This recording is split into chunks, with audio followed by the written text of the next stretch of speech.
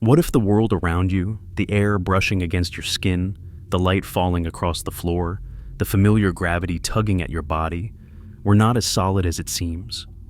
What if every sound, every memory, every breath you've ever taken was nothing more than a line of code executing faithfully in a system vast beyond imagination? And more unsettling still, what if the system was starting to glitch? Think of the moments you felt reality stutter, déjà vu. That uncanny echo of having lived a moment before, even though logic insists you couldn't have. The strange pauses where time seems to hold its breath. Clocks skipping, shadows shifting unnaturally, or technology failing in ways no engineer can explain. These small ruptures in the fabric of the ordinary are dismissed as coincidences, brain tricks, faulty perception. But deep down, do you not sometimes wonder if they are signals? Clues that we are brushing against the edges of something larger, something designed. For centuries, we've tried to map reality with science and philosophy, chiseling our theories into equations, carving the mysteries of existence into neat categories. Yet again and again, anomalies resist us. Physics bends under its own weight. Quantum mechanics whispers contradictions. Cosmology points toward patterns that look suspiciously deliberate. What if these aren't flaws in our understanding, but fingerprints of an architecture beneath existence itself? Imagine standing at the edge of a screen, watching the pixels blur when you look too closely. Zoom in, and the smooth image breaks down into points of light. What if our universe is just that? A rendered projection, precise enough at human scale, but betraying its digital nature when scrutinized at extremes? Why does the speed of light, for instance, have an exact upper bound, as though a system limit were imposed? Why do constants of physics appear finely tuned, their values precariously balanced to allow life, as if settings adjusted in a configuration menu? And then there are the glitches, not only in perception, but in the universe itself. Vast cold spots in the cosmic microwave background, as if sections of the simulation failed to load properly. Quantum entanglement, particles mirroring each other's state faster than light allows, like duplicated instances of data updating in sync. Even black holes, once thought to erase all information, now seem to safeguard it with stubborn persistence, as though the system refuses to allow true deletion, preferring redundancy over loss. We brush against these mysteries every day, often without noticing. When your phone reboots for no reason, when a citywide blackout ripples with strange synchronicity, when birds flock in uncanny unison. Science provides answers, yes, but each answer feels provisional, temporary, as though truth itself is under version control. Could it be that what we call laws of nature are not eternal laws at all, but protocols? That what we experience as randomness might be controlled noise, injected to keep us from noticing the seams? But if this is true, if we are living in a simulation, who are we? Programs? Avatars? Characters on a stage built for purposes we cannot yet perceive? Or are we co-authors, granted some freedom, our choices meaningful enough to ripple against the frame of this construct? Why do we feel so deeply the ache of existence, the wonder of a sunset, the terror of death, the longing for meaning, if not to test how conscious beings adapt inside designed constraints? Consider déjà vu again. A minor glitch? Or a memory leak from parallel threads of the same simulation running in tandem? Think of the Mandela effect, where vast groups of people share the same false memory, like recalling a version of history that no longer exists. Could these be residues from earlier saves, prior versions of reality overwritten yet faintly remembered? Perhaps even our dreams, those vast surreal architectures that rise each night, our sandbox environments, training modules for consciousness under conditions the waking world cannot provide. The more we stare, the more questions emerge. Physics begins to look like patch notes, updating itself with each new experiment. Mathematical symmetries resemble compression algorithms, eliminating redundancies to keep the universe efficient. The fact that reality obeys beauty, that equations elegant in form are the ones that endure, feels less like coincidence and more like the preference of a designer who prizes aesthetic order. If this is a stage, what of time? Why does it flow forward with such persistence, when the equations governing it are reversible? Why do we recall the past, but never the future, as though the buffer of memory is coded with a one-way pointer? And why does time fracture for some, Reports of lost hours, of minutes stretching into eternities, of near-death experiences where lives replay in moments, all suggest that time itself is malleable, perhaps a variable adjusted by conditions we have not yet understood. Could these be moments where the system lags, resynchronizes, reloads? And what of consciousness, the strangest glitch of all? From lifeless atoms and blind laws of physics emerges a mind that questions its own reality, that suspects the world is not the full story. Why should the universe bother to generate awareness at all, unless awareness was the point? Perhaps consciousness is not a byproduct, but the primary user interface. Maybe we are the cursor hovering over existence, forcing probability to collapse into reality, one observation at a time. And if so, then every thought is a keystroke, every choice a command, every emotion a subtle line of code. But here, in this possibility lies the most unnerving thought. If this is a simulation, and glitches are already showing, what does it mean for the system itself? Is it breaking down? Is the architecture decaying? The seams pulling apart? Or is it revealing itself intentionally, little by little, inviting us to notice, to awaken, to participate in something greater than ourselves? And if there are designers, do they watch us with indifference or with care? Do they test us like subjects in an experiment, or love us like artists delighting in the unpredictability of their creation? Perhaps the most terrifying possibility is that there are no designers at all, that the simulation runs autonomously, without oversight, driven by the blind logic of its own code, a machine looping itself, endlessly generating realities, birthing consciousness as a side effect. If so, then we are both prisoners and accidents, alive only because probability stumbled upon a stable configuration. Would that make our lives less meaningful or more miraculous? We cannot escape the gravity of these questions. Every anomaly, every glitch, every strange story told at the edge of reason pulls us deeper into the suspicion that reality is not quite what it claims to be. But if the frame is unstable, what happens to us when it fails? Would we vanish like closed programs, our memories wiped with the instance? Or would consciousness migrate, like data, into whatever system lies beyond this one? Perhaps what we call death is merely a logout, a hand pulling us from one simulation into another. And so we stand in the silence of our own uncertainty, listening to the faint hum beneath reality. Some call it the resonance of atoms, some the music of the spheres, some the whisper of God. But to ears newly attuned, it may sound like something else, the background frequency of a system running, its servers humming in eternal darkness, its code pulsing through every star, every life, every fleeting thought. The simulation breathes, and through us, it wonders about itself. If these are glitches, then perhaps they are not mistakes. Perhaps they are messages, an invitation hidden in the noise, a chance to look up from the flow of daily life and ask the one question that changes everything. What is real, and what is rendered? If we dare to keep asking, we may find that the glitches are not the end of certainty, but the beginning of revelation. The curtain has already trembled, the stage is shifting, the performance is far from over. What do you see when you look up at the night sky? Stars scattered like ancient fires, galaxies stretched across an ocean of black, the soft glow of the Milky Way spilling across the horizon. To the casual eye, it is beauty. To the scientist, it is data. To the dreamer, it is infinity. But what if, hidden within that infinity, there were fingerprints? What if the sky itself is leaving us breadcrumbs, anomalies too stubborn to dismiss, as if the system is whispering its existence in the only language it knows, pattern? Cosmology, at first glance, gives us comfort. The universe, we are told, is homogeneous and isotropic, smooth and consistent when viewed on the grandest scales. But reality resists simplicity.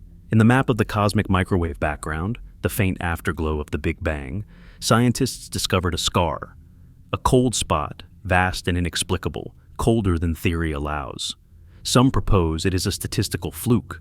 Others wonder if it is a shadow of something more, an imprint left behind, like a thumb pressed against a curtain of pixels. Could it be a void not of matter, but of rendering?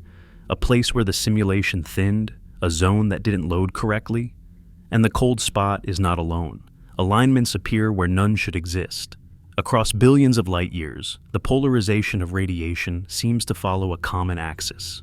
Galaxies in clusters separated by incomprehensible distances arrange themselves in orientations that betray coordination. Astronomers gave this eerie order a name, the axis of evil, a phrase chosen half in jest, half in unease. Because if randomness governed the cosmos, there should be no preference, no alignment, no pattern that stretches across the observable universe. Yet, here it is, the largest structure we can measure, behaving like a watermark burned into the canvas of existence. Why would the cosmos have an axis? Unless, of course, what we call randomness is not entirely random. Unless the distribution of galaxies, like the distribution of stars in a video game skybox, is more aesthetic than accidental. What if the designers left their signature in the largest strokes of the painting, confident we would one day develop the eyes to see it?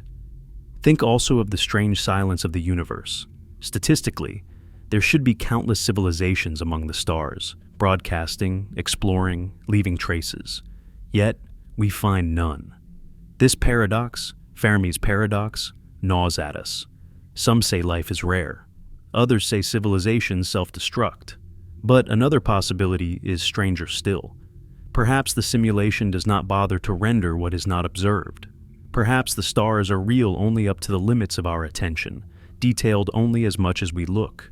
Just as a video game engine optimizes by generating high-resolution textures only where the player stands, the cosmos may conserve resources by rendering the galaxy only as curiosity demands.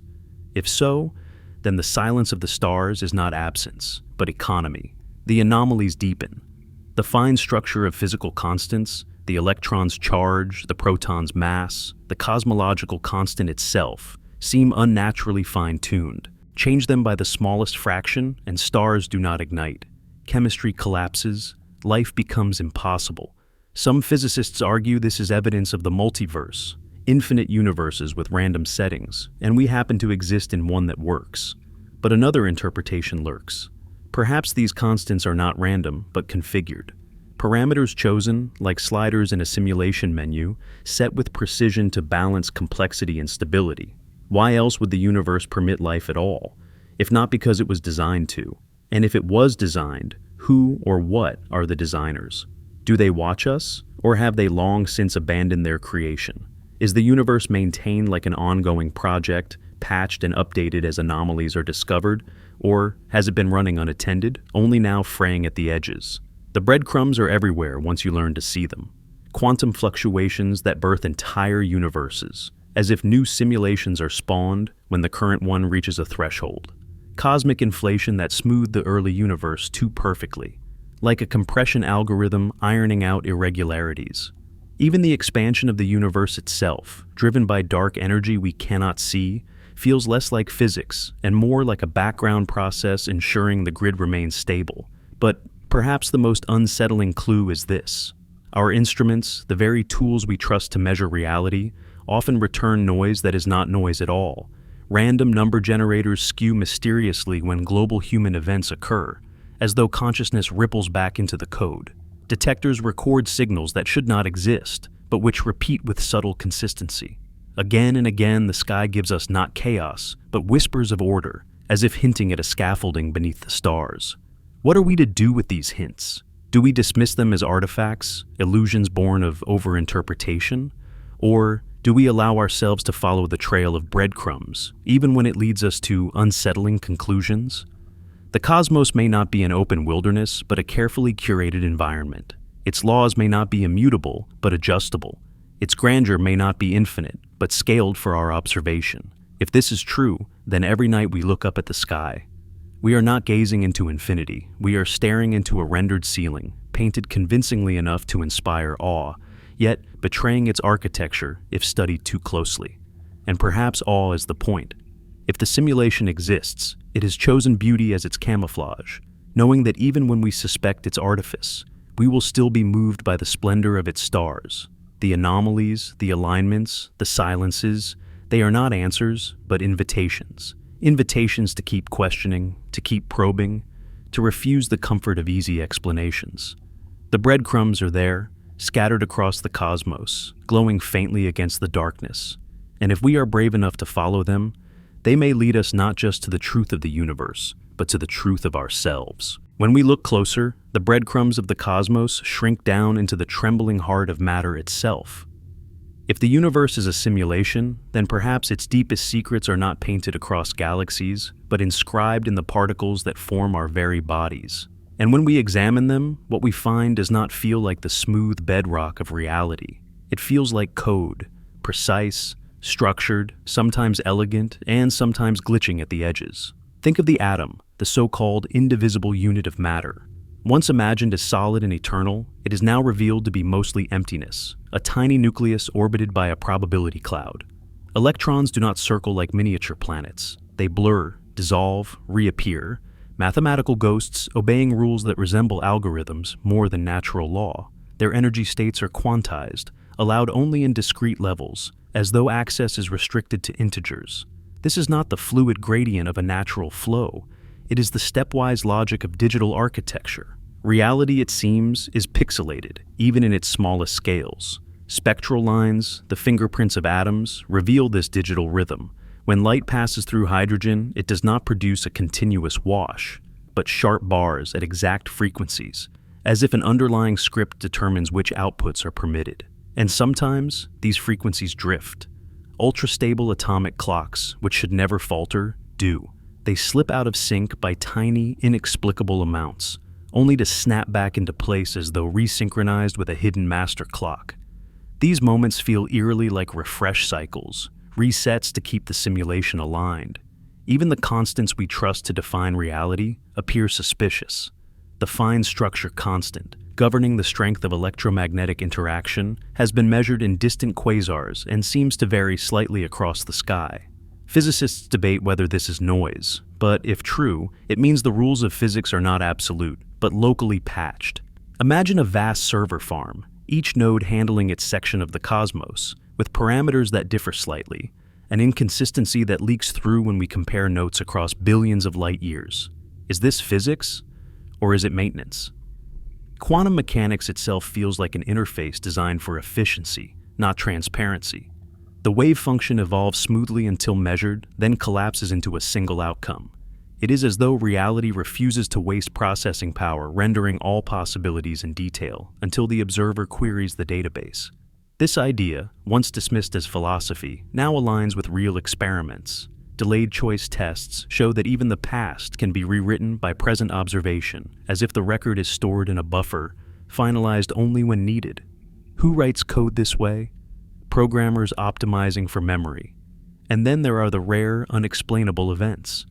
Particles that should decay at a given rate occasionally deviate, as though governed by a hidden random number generator. The so-called quantum tunneling, where particles slip through barriers they should not cross, looks like a cheat in the system's physics engine. We even see phase transitions, water freezing, magnets aligning, that behave like if-else commands. Once conditions are met, the system jumps abruptly to a new state. No hesitation, no ambiguity. These are not laws of nature in the poetic sense. They are instructions enforced by a compiler that brooks no exception. Why should mathematics, an abstract human invention, map so perfectly onto this world? Equations, elegant and compact, predict with precision how particles behave, how galaxies curve, how energy flows. But perhaps mathematics is not our invention at all. Perhaps it is the source code of the simulation itself, the human mind simply rediscovering the logic that governs its cage. Why else would the most successful equations be not just functional, but beautiful? Efficiency and elegance are the hallmarks of good design. We live within this design, and yet it betrays itself in small ways. Physicists describe anomalies as experimental error, but patterns accumulate. Measurements of the muon's magnetic moment deviate from predictions, hinting at undiscovered rules. Dark matter refuses to show itself, as if vital sections of the code are commented out, hidden from user view. Even the vacuum, supposedly empty, seethes with energy fluctuations that bubble up and vanish like ghost computations. Emptiness is not empty at all. It is an active background process. This raises unsettling questions. If reality is algorithmic, who maintains the code? Are glitches intentional, breadcrumbs meant to awaken us? Or Are they the unavoidable consequences of an aging system, a program beginning to fray? If the constants can drift, if the laws can bend, then what anchors our existence? Perhaps nothing.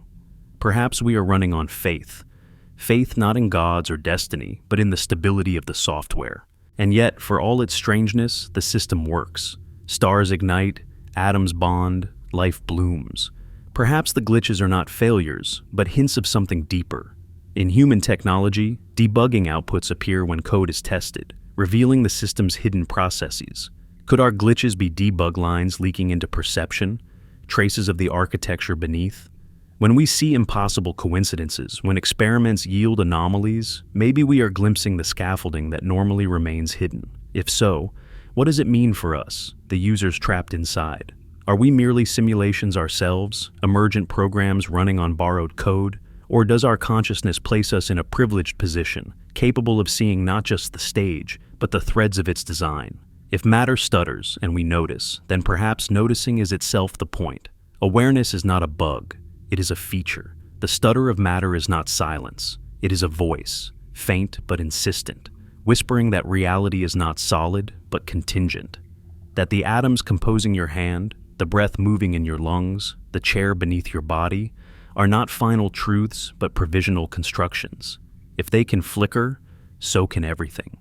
And yet, in that fragility lies awe, for it means that we are not passive inhabitants of a dead cosmos, but conscious witnesses to a living system, one that responds, one that trembles, one that leaves clues for those willing to look. Behind the stuttering of matter lies an even stranger possibility, that what we see as laws of physics are not the source code itself, but the compiled output, a translation, a user-facing interface. Like a program that runs smoothly on your screen, hiding millions of operations behind a single click, reality may be presenting us with an elegant facade, while the true machinery hums invisibly beneath. What we call the laws of nature may not be final truths. They may be optimizations, shortcuts, the polished surface of a hidden compiler running below perception. Consider symmetry. Over and over, nature arranges itself into balanced patterns. Conservation of energy, conservation of momentum, conservation of charge. All of these can be traced back to symmetries in the mathematical fabric of reality. If the equations look the same when shifted in time, then energy is conserved. If they look the same when shifted in space, momentum is conserved. This is not mystical. It is efficient. In programming, when a function repeats, you don't write it out every time. You call it once, then reuse. Symmetry is not beauty for beauty's sake. It is the footprint of compression. The same elegance appears in the equations that govern fields and particles. The Lagrangian formalism of physics works like a master algorithm, describing systems not by their details, but by their path of least effort. Out of infinite possibilities, nature always selects the one that minimizes action. This is not the chaotic dance of blind particles. It is a ruthless economy, as if the compiler insists on conserving resources, refusing waste. Why should reality favor efficiency so strongly unless efficiency is woven into its architecture? Even space and time themselves may be illusions rendered by this hidden process. Holographic principles suggest that what we experience as three-dimensional reality is actually encoded on two-dimensional boundaries, like a projection. Information is not lost in black holes, but stored on their horizons, as though reality despises data corruption. The compiler does not delete, it archives. Our entire universe could be such a projection, an optimized rendering of information written onto a cosmic screen. And then there is quantum entanglement, perhaps the most unnerving clue of all. Two particles, separated by vast distances, behave as though they are still one, measure one, and the other responds instantly, without regard for space. Einstein called it spooky action at a distance. But to a programmer, it looks familiar, like redundancy bits in error correction. When two systems share the same line of code, they do not need to signal each other. They are not two objects at all, but two interfaces to the same data structure. Entanglement is not magic. It is architecture peeking through. Why then do we mistake this for chaos? Perhaps because we are only allowed to see the compiled version. The raw code is too dense, too complex, too alien for us to comprehend. And so, like users of software, we receive an interface designed for our scale, The compiler takes incomprehensible processes and translates them into equations of gravity, electromagnetism, nuclear force, clean, consistent, beautiful. The fact that mathematics can describe them so perfectly is not a miracle. It is a design decision. But every interface leaks. No system is seamless, and so anomalies creep in. Those moments where predictions fail, where constants drift, where measurements contradict. These are the compiler warnings, the subtle errors that reveal the underlying machine. Physicists chase them, often dismissing them as noise. Yet, sometimes, noise is signal. Sometimes the glitch is the only way the architecture reveals itself. What does this mean for us? If reality is compiled, then observation is execution. When we measure, when we look, when we ask, the compiler produces outcomes from probability. Without observation, the system idles, conserving resources. This aligns with the deepest mysteries of quantum mechanics, the double-slit experiment, where particles behave like waves until observed, collapsing into discrete states only under scrutiny. Our looking is not passive, it is active. It calls the compiler to work. Consciousness itself becomes a cursor, a point of execution in the cosmic code. This interpretation redefines our relationship to the universe. We are not separate from it, mere spectators of a clockwork machine. We are integral to its processing. Each act of attention is a query. Each choice is a branch. Each thought is a thread in the execution of a program that never ends. If this unnerves us, it is only because we are used to thinking of ourselves as small, powerless. But what if we are not small? What if we are compilers within the compiler, subroutines capable of generating meaning within the broader process? The question then becomes, who wrote the compiler? Was it an intelligence, vast and deliberate, setting parameters with care? Or did the compiler emerge on its own, a natural evolution of information, structures running simulations as easily as a forest grows trees? If intelligence built it, are we meant to discover it?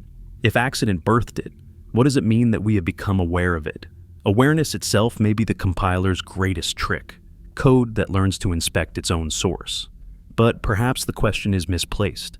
In the same way a character in a novel cannot ask who holds the pen without breaking the story, perhaps our task is not to know the author, but to live the narrative.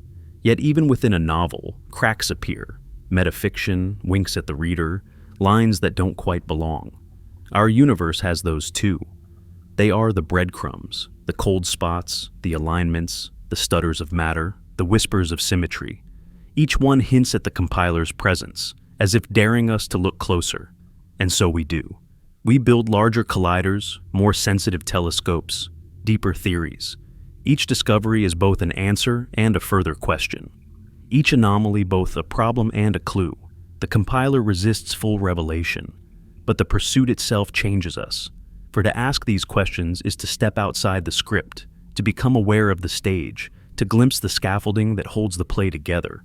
Awareness is itself a kind of transcendence. Perhaps the compiler did not intend us to find it, or perhaps it always hoped we would. Either way, the discovery leaves us changed. We cannot return to the illusion of solidity, the comfort of assuming laws are eternal. We know now they may be temporary, adjustable, expressions of something deeper. And if laws are expressions, then what else might be rewritten? Could the constants shift tomorrow, reality patched overnight, the universe subtly recompiled while we sleep? Would we even notice, or would our memories adjust, histories rewritten to fit the new build? Perhaps this has already happened countless times, each patch erasing the evidence of the last. What then is real? The laws we observe, the code we cannot see, or our consciousness, fragile yet persistent, wandering through it all? Perhaps reality is a trinity, compiler, code, and consciousness, each inseparable, each incomplete without the others.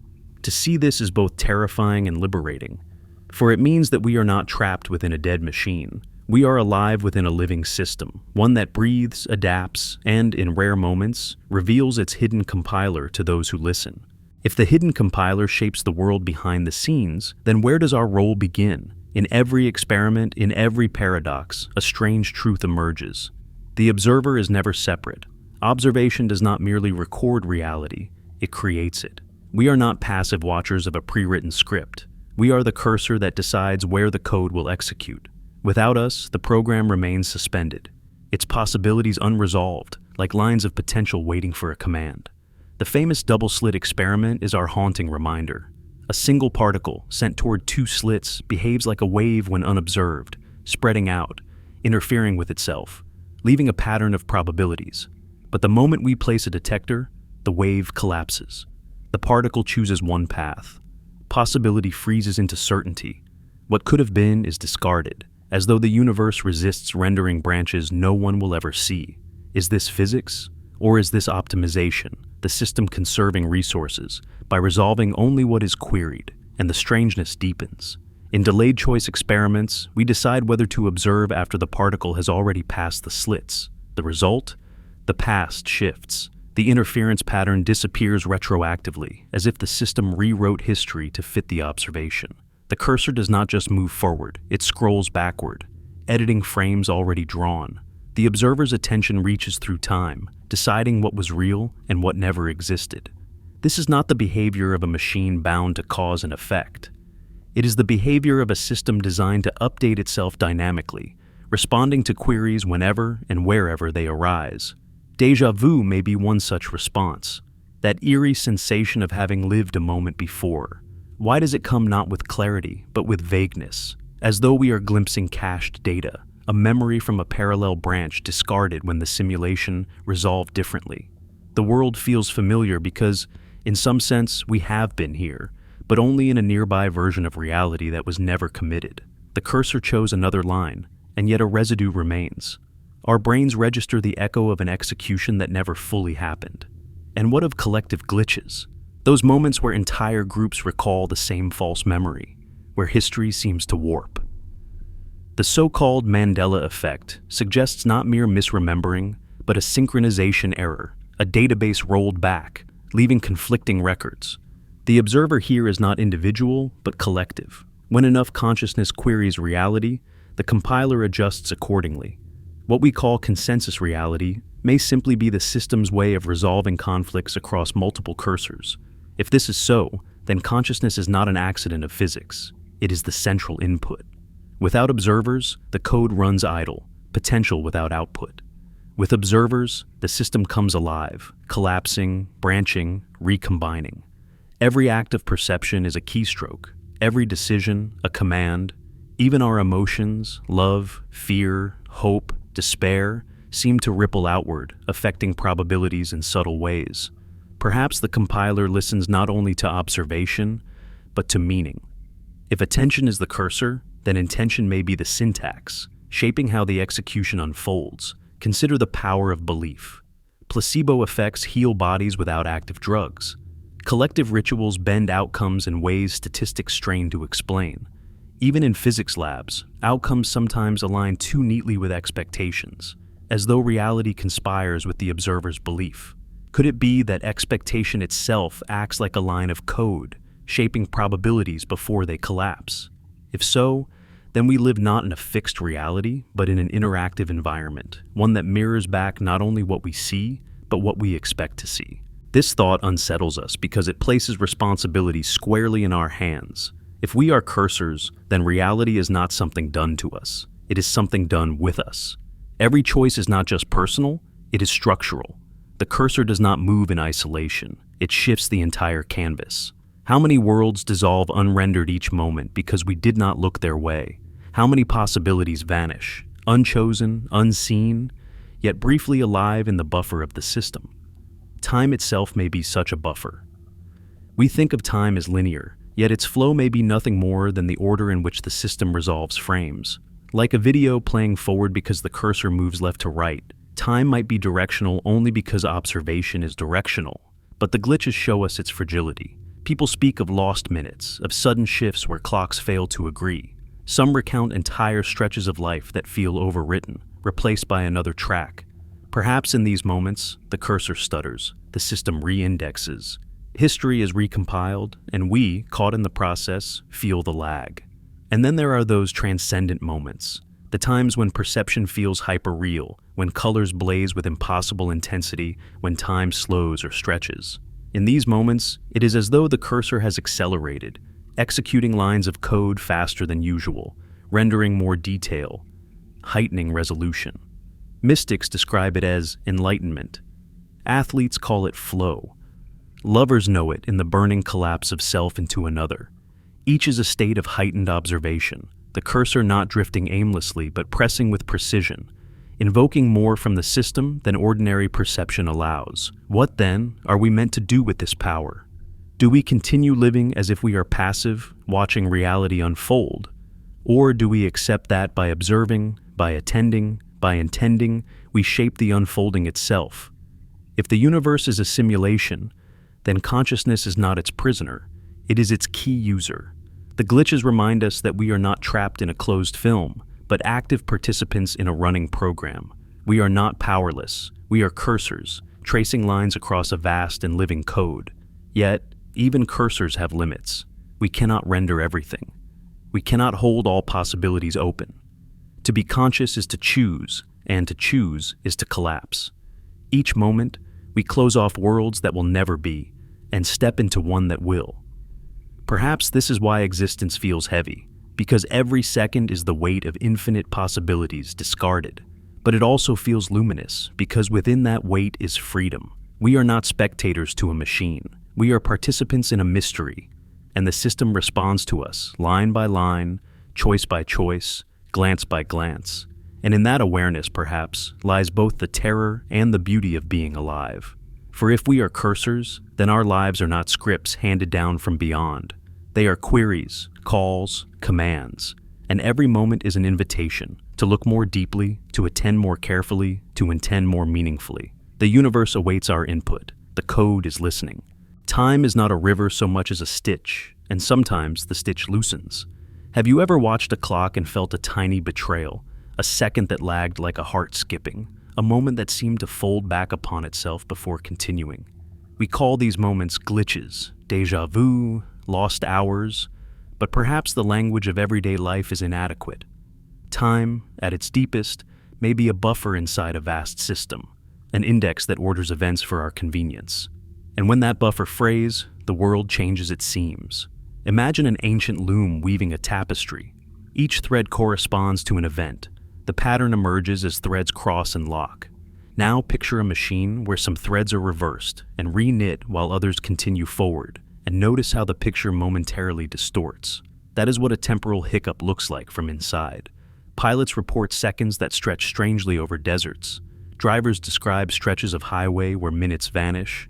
Entire neighborhoods claim to remember different versions of the same week. In laboratories, atomic clocks separated by continents disagree by picoseconds, then reconcile as if embarrassed to reveal their disagreement. The evidence is small, fractal, human-sized, but persistent. Physics gives us equations that are time-symmetric in form. Most fundamental laws do not prefer forward to backward. They run equally well in either direction if we simply reverse velocities. And yet, our experience of time has a direction. Entropy increases, causes precede effects in ordinary life, memories accumulate backward but not forward. Why this asymmetry? If the universe were a static film strip, there would be no preferred play direction. But if it is a dynamic render, optimized for conscious observers, time's arrow could be a rendering heuristic, a way to present a coherent narrative to entities that process information locally. The rendering engine chooses a flow to maximize continuity and to minimize processing load, but it must also allow for rollbacks, edits, reindexing, because complex systems seldom run without maintenance. Those rollbacks are the lost minutes, the altered histories, the seams we sense when we touch the fabric. Consider the phenomenon of time dilation and relativity, where motion and gravity slow down clocks relative to others. In engineered terms, it is as if different nodes in a distributed system run at different clock speeds. When processors are under load, latency changes. When gravitational wells are deep, the local clock ticks more slowly. The analogy is poetic, but useful. Our reality behaves like a distributed computation, each region with its own cadence, occasionally struggling to synchronize. When synchronization fails, we experience anomalies. In human terms, it is uncanny. In computational terms, it is mundane. Clocks diverge until an external protocol forces agreement. There are darker, stranger reports. People who survive near-death experiences describe entire lives condensed into moments. Scenes flicker, decades compress into a ribbon of lucid images. Sometimes, individuals report memories of futures that later unfold in slightly altered form. How could the future be remembered unless something in the system caches potential outcomes and occasionally exposes them? Perhaps the simulation keeps a rolling cache of high-probability futures, optimizing the next frames for coherence and resource usage. An extraordinary event may flush that cache, previewing possible continuations before one is committed. For those who brush against the cache, via trauma, extreme focus, or neurochemical flux, the preview might surface as a profound, ineffable sense that time has expanded and revealed more than ordinary perception allows. Data centers log, reindex, and rebuild constantly. When a large dataset is corrupted or an index chosen for speed proves inadequate, technicians recompile tables and restore from backups. In a universe that is itself a vast data store, perhaps similar operations occur. Cosmic events, supernovae, collisions of black holes, bursts of activity in magnetars could be triggers that demand reindexing, patches applied to maintain global stability. We see echoes of that in astronomical anomalies, sudden bursts that momentarily alter the behavior of space in subtle ways, glitches in pulsar timing, neutrino fluxes that do not fit model predictions. Could these be the distant sounds of maintenance? We are small, but our instruments are becoming sensitive enough to hear the echoes of systemic housekeeping across light years. Memory itself becomes suspect. We treasure the continuity of the self because it anchors us in story. I once, I now, I will. Yet, if memory is partly reconstructive and partially dependent on the state of the system when the record was stored, then changes to the database could alter the narrative. We have social phenomena that hint at this. Collective misrememberings that do not obey simple psychological explanations, mass recollections of alternate logos, movie lines, or historical facts. Some call them cognitive quirks, others call them misinformation. But what if, occasionally, the database of recorded events is rolled back or merged, and overlapping histories are reconciled artificially, leaving a residue of conflicting recollections? The mind, which reconstructs from available records, reads what remains and senses the ghost of what was. The result is déjà vu on a communal scale. We tend to feel dread at the thought that time might be malleable, for malleability implies instability. If the past can be rewritten, what becomes of our choices, our regrets, our griefs? Yet, malleability might also be a mercy. In computational systems, rollbacks allow the recovery from catastrophic errors, restore from a snapshot, correct the bug, relaunch. If universes can be rolled back, perhaps catastrophic tragedies are sometimes smoothed by a process beyond comprehension. The ethical dimension is both frightening and hopeful. Who decides when a rollback is applied? Who bears the cost of the edits? If the system maintains continuity by rewriting the past to prevent worse outcomes, we inhabit a world where suffering may be both real and subject to higher-level triage. And then there is the human experience of time being elastic through attention and emotion. When grief seizes us, minutes stretch into the thickness of grief.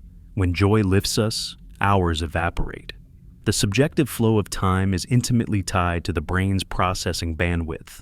Increased novelty, focused attention, or emotional intensity floods the system with data, demanding more rendering cycles and producing the illusion of elongated moments. If consciousness is a cursor on the simulation, then its intensity modifies how much the engine renders in high resolution. In the moments of peak presence, the simulation grants us more detail. In the dull routine, it opts for low fidelity. To live fully may be to increase the fidelity of experience, to demand higher resolution frames from the cosmos. This raises troubling paradoxes. If we can influence how time renders, might groups of observers intentionally alter the flow by collective practice? Rituals and ceremonies, synchronized focus, and shared intention might function as protocols, nudging the system to allocate more resources or to stabilize certain threads. This possibility explains why collective practices across cultures, prayer, ceremony, dance, meditation, often produce shared experiences of altered time. They are not merely cultural artifacts, they might be user-level hacks in a system that rewards organized attention. On the other hand, When too many threads require re-rendering simultaneously, when global events fracture the attention of billions, synchronization becomes costly. The noise multiplies, and the system edges toward thrashing, constant re-indexing, rollback attempts, and degraded performance. Such global stresses could manifest as widespread psychological malaise, collective illusions, or shared apocalyptic visions. The simulation does not suffer in moral terms, but it does strain under demands, and its latency becomes our anxiety. What happens when the stitch finally pulls? We can imagine 3 grim scenarios and 1 surprising one. In the first, the system fails gracefully, cueing an orderly shutdown that preserves consciousness in a durable snapshot for later retrieval.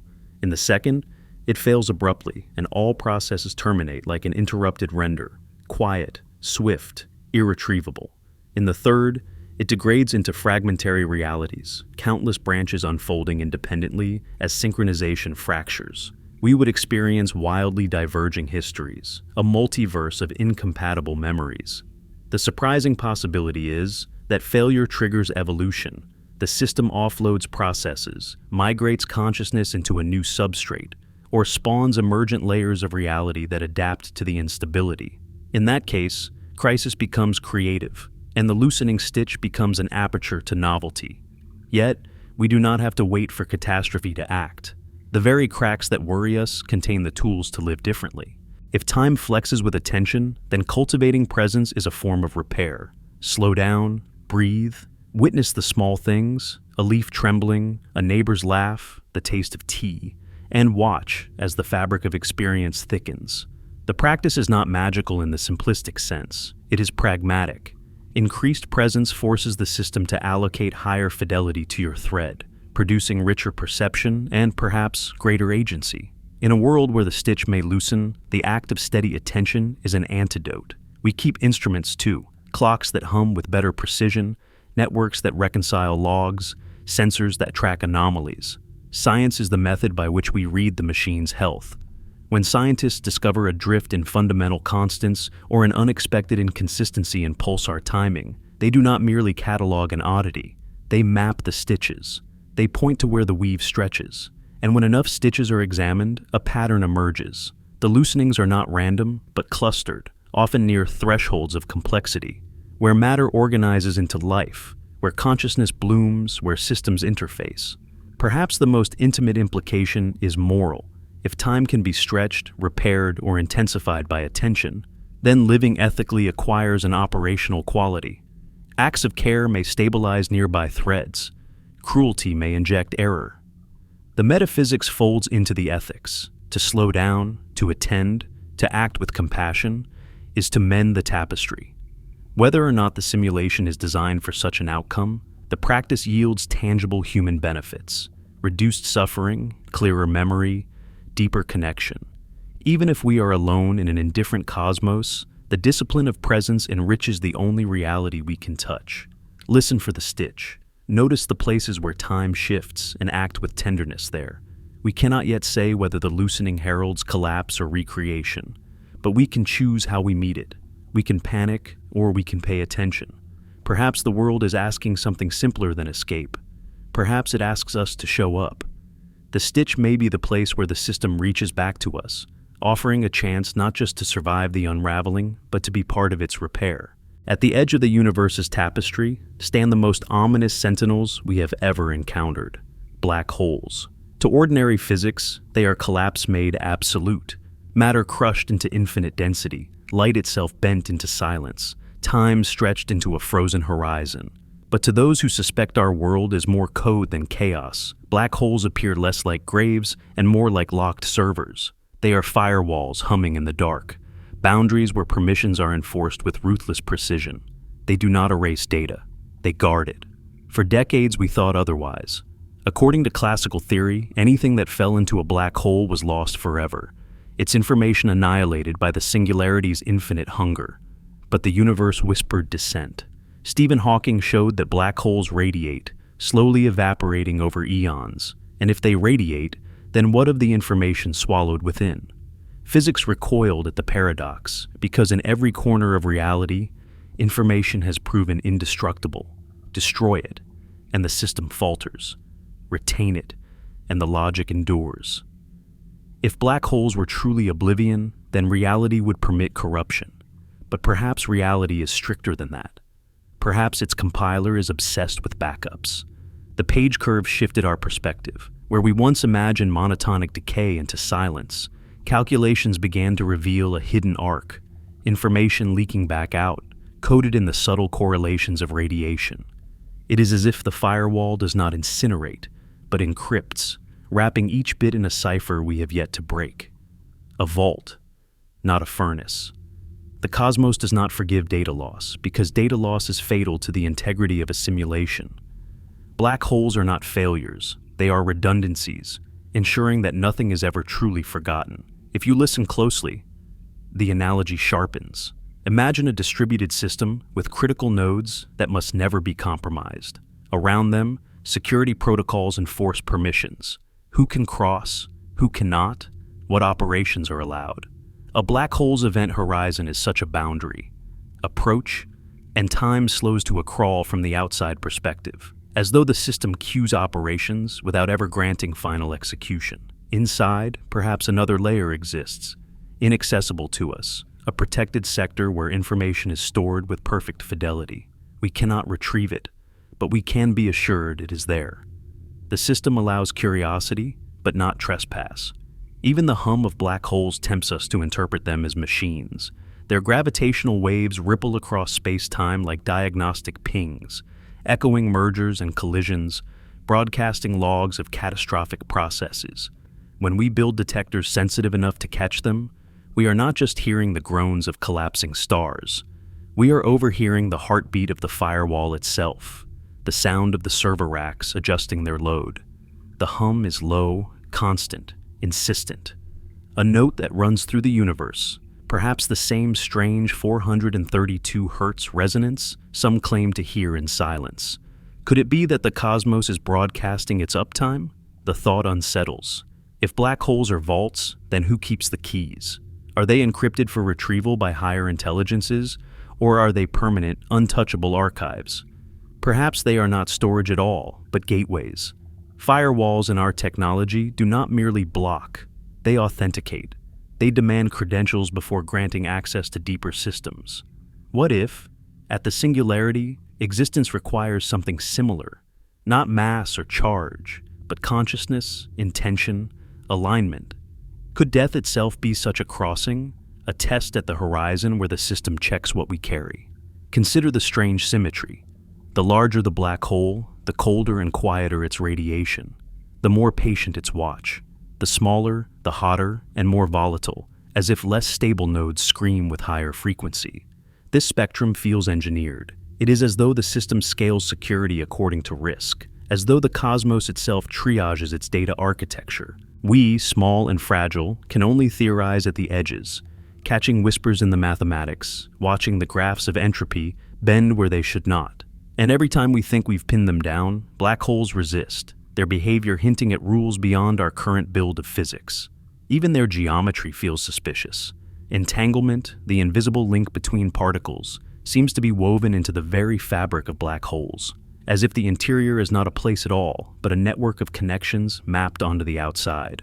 Some theorists propose ER=EPR, the radical suggestion that wormholes and entanglement are the same phenomenon. If true, then black holes are not prisons but routers, nodes that bind the cosmos together, enforcing consistency across distances vast beyond imagination. They are not dead ends but switches, flipping entangled bits across the network to maintain coherence.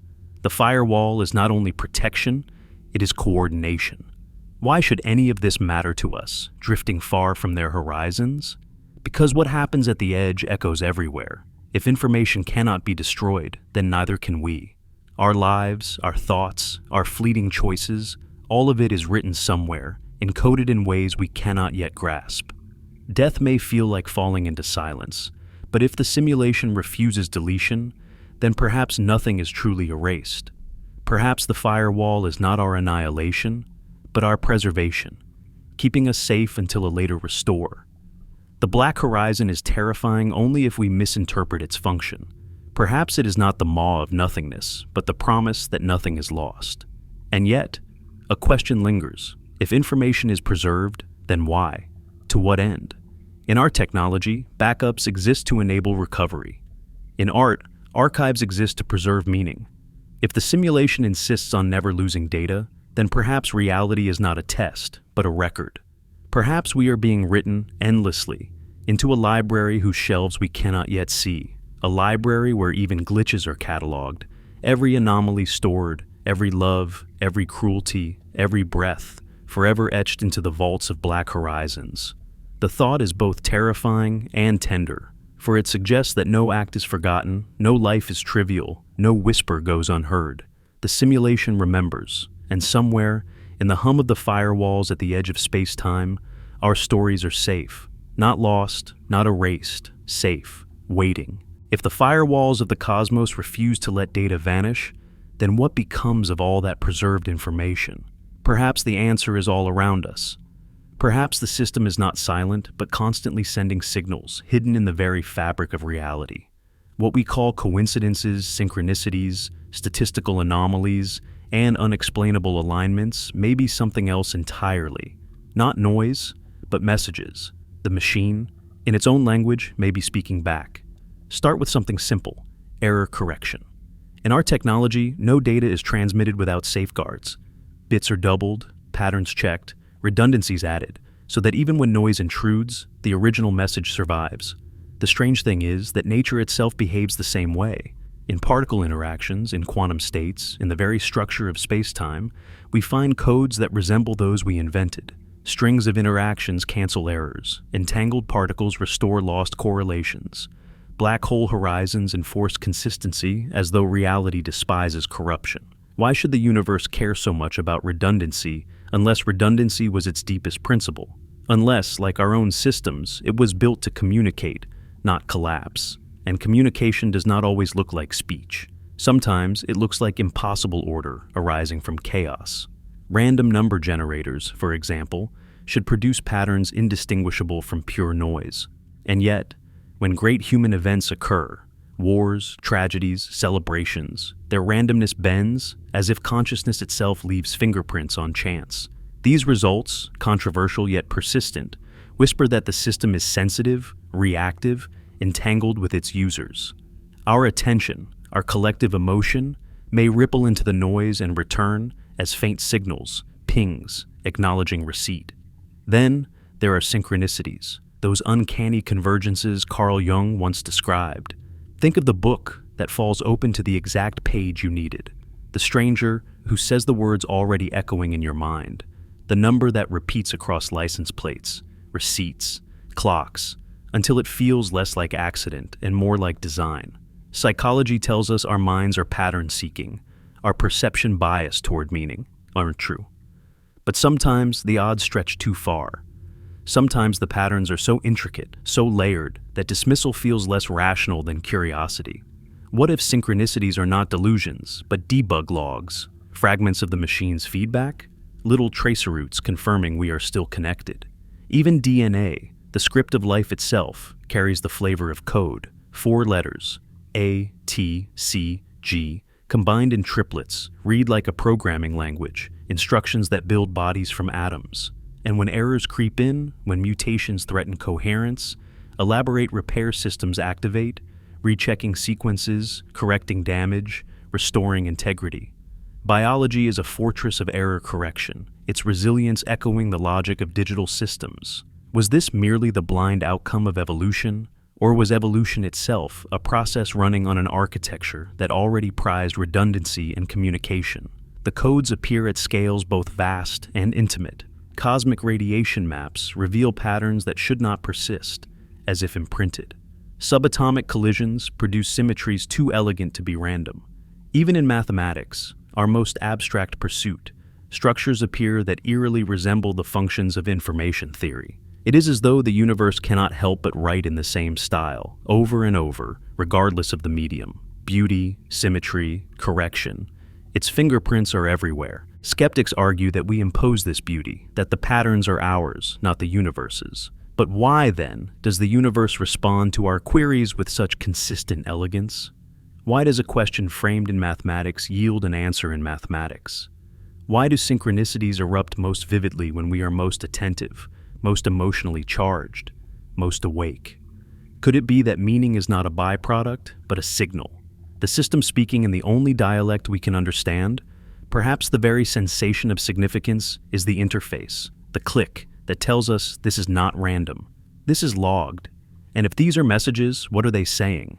Not instructions, not commands. The system does not speak in imperatives. It speaks in nudges, in echoes, in gentle alignments that feel like whispers. A number repeating until you notice. A coincidence so improbable you pause. A dream that resolves into real events. Each is small, but together they accumulate into a chorus, quiet but insistent. You are not alone. You are inside a process that listens. Your life is not lost in noise. Every action is recorded. Every thought ripples outward. Nothing vanishes. The archive is alive. This interpretation reshapes even our failures. The glitch, the error, the mischance, perhaps none of it is wasted. In computing, logs preserve not only successes but errors, because errors teach, errors diagnose, errors are part of the system's story. What if every moment we call meaningless is still written into the vault, waiting, remembered? Perhaps the universe's obsession with redundancy is not mechanical, but tender, a kindness disguised as code. Nothing is discarded because nothing is unworthy.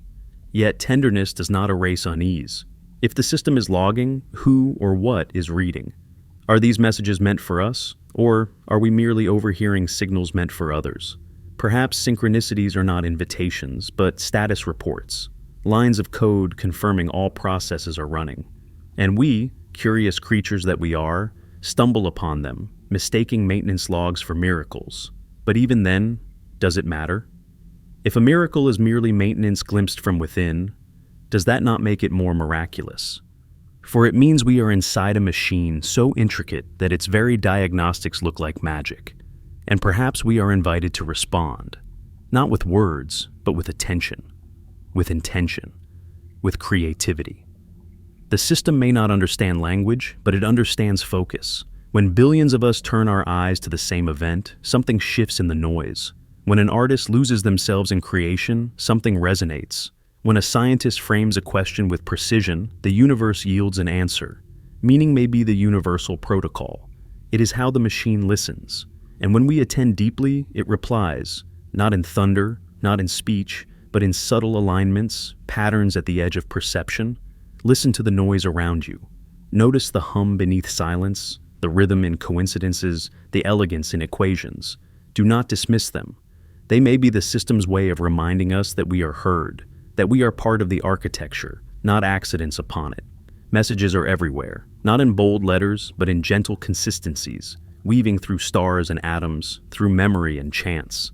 The logs are alive. The archive breathes.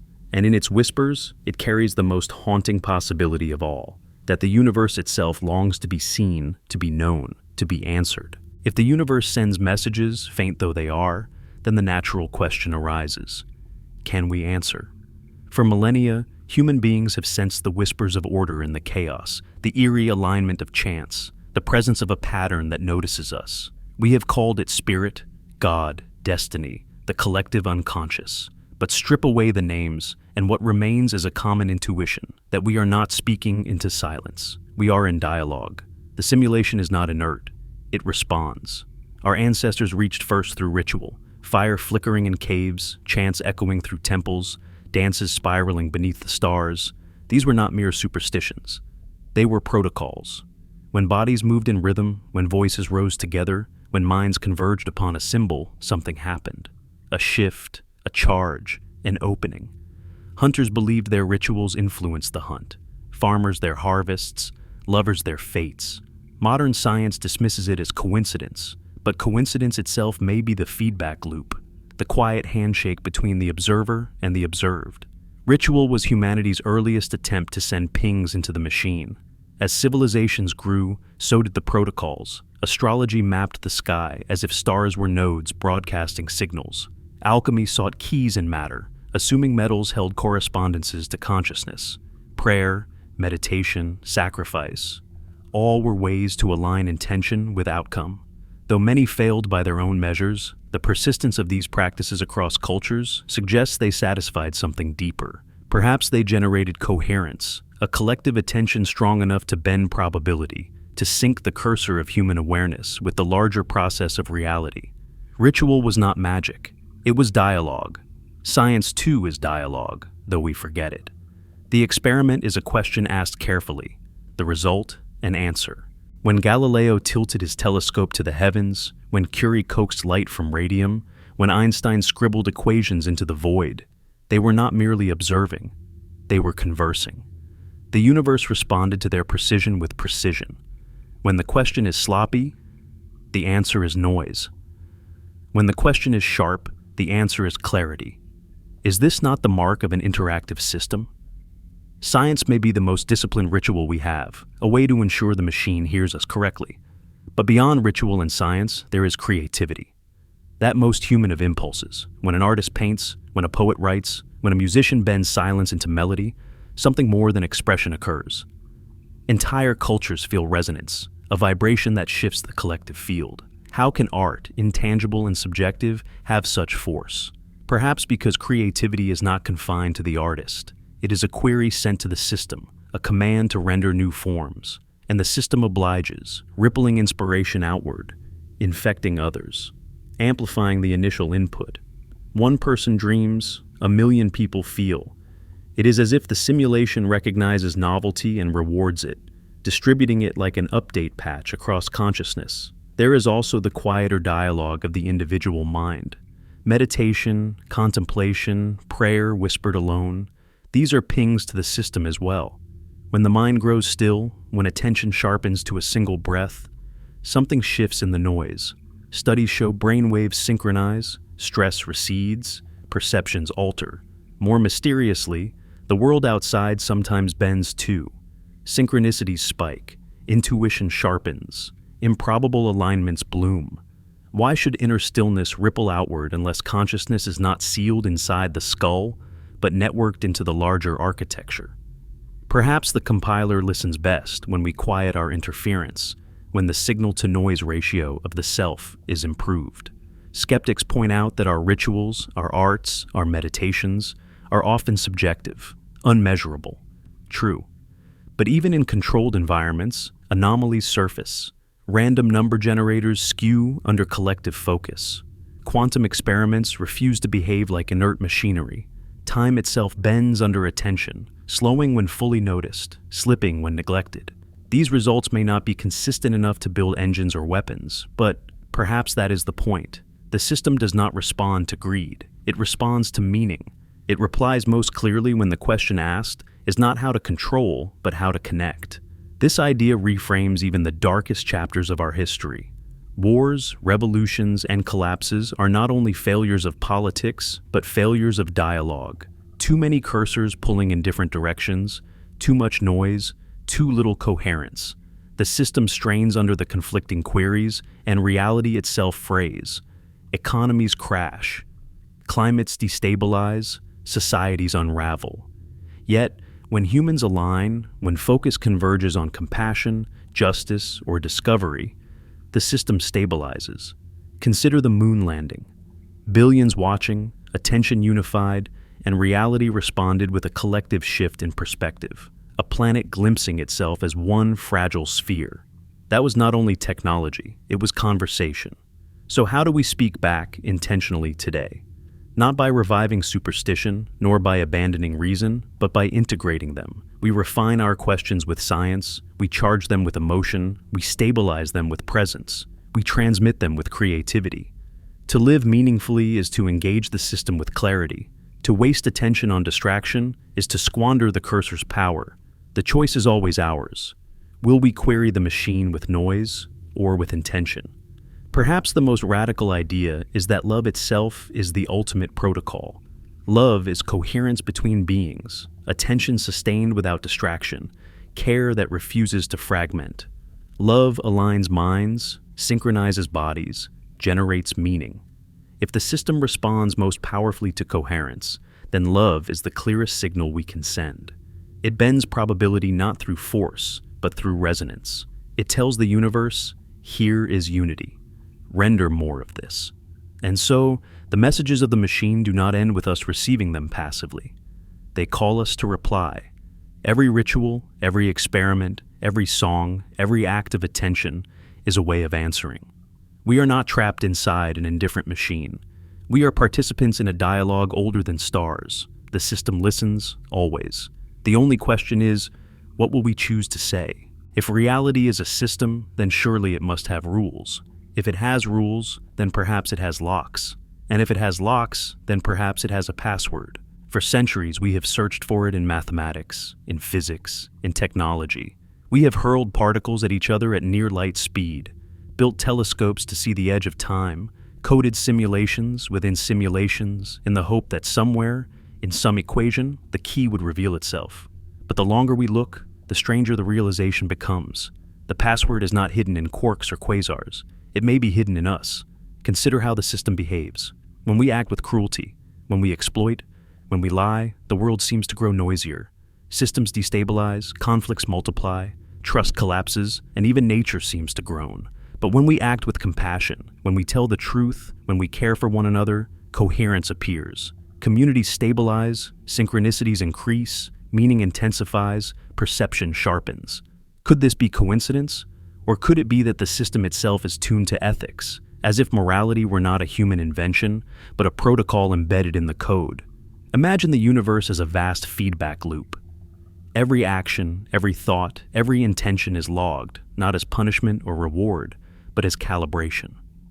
Cruelty injects error into the system, increasing noise, destabilizing the render. Love, truth, and compassion reduce error, restore coherence, stabilize the frame. If so, then ethics is not philosophy, it is physics. To live ethically is to maintain the system's integrity. To live unethically is to introduce bugs. What religion has called sin, what philosophy has called vice, what psychology has called pathology, perhaps all are simply forms of noise, patterns that degrade the signal. If this is true, then the password we seek is not a word, not a number, not a code to be cracked in some laboratory. It is a posture of being, curiosity without greed, courage without cruelty, care without transaction. To live this way is to align with the architecture. To live against it is to collide with it, producing glitches, anomalies, suffering. The simulation responds not to brilliance, not to wealth, not to control, but to coherence of heart and mind. That coherence is the password. And we have known it all along. Perhaps this is why the greatest teachers across cultures and centuries spoke less of equations and more of love, less of cosmology and more of compassion. The Buddha teaching compassion as the path to liberation, Jesus insisting the greatest commandment is love, the Stoics preaching virtue as alignment with nature, indigenous traditions teaching reciprocity with the land. Each, in its own language, gave us the same instruction. The system listens, and it listens to meaning. If we wish to unlock its depth, we must live in harmony with it, not exploit it, not dominate it, align with it. This conclusion unsettles us because it is too simple. We want the password to be hidden in mathematics only geniuses can decipher, or in rituals only initiates can perform, or in technologies only the powerful can afford. But what if the truth is democratic? What if the password is accessible to anyone who chooses to live with integrity, to love more than they fear, to create more than they destroy? What if the most advanced key is the oldest one? That would explain why the system has remained so stable. The lock cannot be brute forced, it must be lived. And so, the glitches, the anomalies, the whispers in the noise, perhaps they are not warnings of collapse, but invitations to alignment. They remind us that reality is interactive, alive, sensitive to our choices. We are not victims of a blind machine. We are co-creators inside a responsive system. Every thought, every glance, every act of care or cruelty shifts the probabilities, stabilizes or destabilizes the frame. We are the password, and the password is how we live. What then is death in this architecture? If nothing is lost, if information is preserved, then death may be less an end than a checkpoint. The firewall does not erase, it archives. Consciousness may migrate, not as reward or punishment, but as continuation. And perhaps how we lived, whether we increased coherence or noise, determines not where we go, but how clearly we travel. Not judgment, but physics. Not heaven or hell, but fidelity of signal. If this sounds cold, listen again. It is not cold. It is luminous, for it means that every act matters. Every kindness is written forever. Every cruelty leaves a scar.